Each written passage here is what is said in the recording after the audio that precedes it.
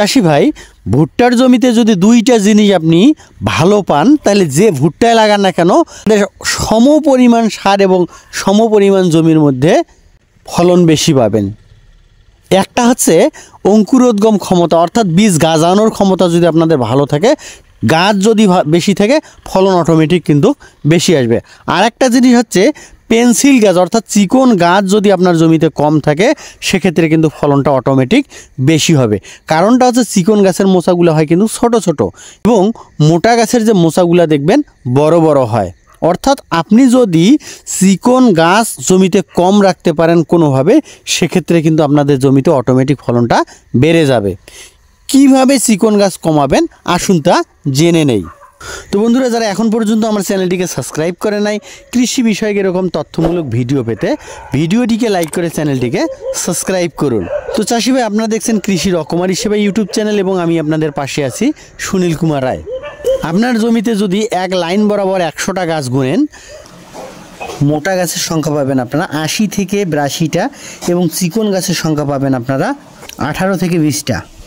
এবং চিকন গাছের যে মোচাগুলো হয় সেই মোচাগুলো কিন্তু অত্যন্ত ছোট মোচা হয়। অর্থাৎ এই যে গাছগুলো আপনারা 18 থেকে 20টা গাছ আপনারা পাচ্ছেন চিকন গাছ, সেই মোচাগুলো কিন্তু ছোট ছোট হয়, ফলে কিন্তু আপনাদের ফলন কম হয়।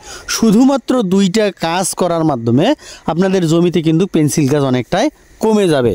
প্রথমত বীজ বাজার থেকে কিনে আনার পরে ভুট্টার বীজ রোপণ করার আগে সর্বপ্রথম যে কাজটা করতে হবে সেটা হচ্ছে দানাটাকে গ্রেডিং করতে হবে।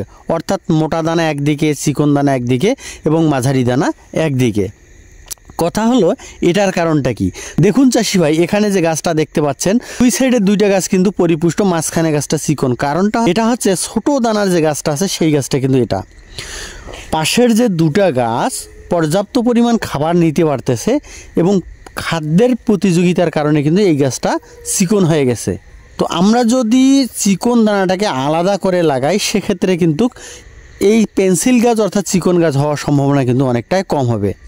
এবং ভুট্টা লাগানোর 18 থেকে 20 দিন পরে যদি আমরা ধরে ধরে শুধুমাত্র এই ছোট গাছটাকে জিবেরেলিক অ্যাসিড এবং তার সাথে যদি আমরা কোনো পিজিআর কিংবা যদি কোনো অনুখাদ্য আমরা ব্যবহার করি, সেক্ষেত্রে এই গাছটা কিন্তু রিকভার হওয়ার একটা সম্ভাবনা আছে।